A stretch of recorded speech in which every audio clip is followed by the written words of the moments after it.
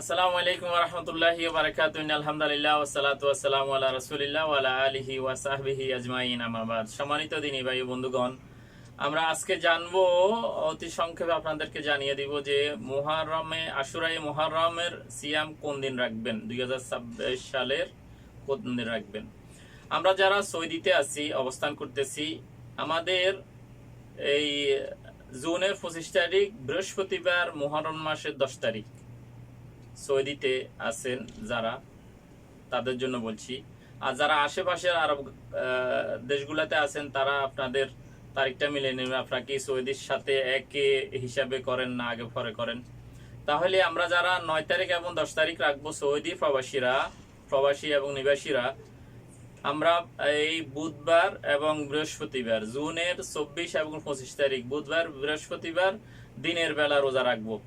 অনেকে প্রশ্ন করে সেহরি কখন খাবো। আপনি বুধবারে এবং বৃহস্পতিবারে দিনের বেলা রোজা রাখবেন, তারপর আপনি এর আগে আপনি সেহরি কখন খাবেন সেটা আপনি হিসাব করে নেবেন।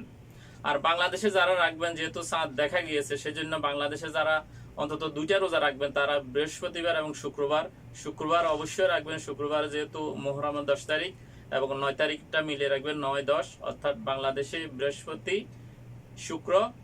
আর সৌদি আরবে আমরা যারা আছি, আমরা রাখবো বুধ এবং বৃহস্পতি। এছাড়াও এই মাস পুরাটাই রোজা রাখা সর্বোত্তম। রাসূল সাল্লাল্লাহু আলাইহি ওয়াসাল্লাম যেটা বলছে যে রমজানের পরে সর্বোত্তম সিয়াম হইল মুহররম মাসের সিয়াম।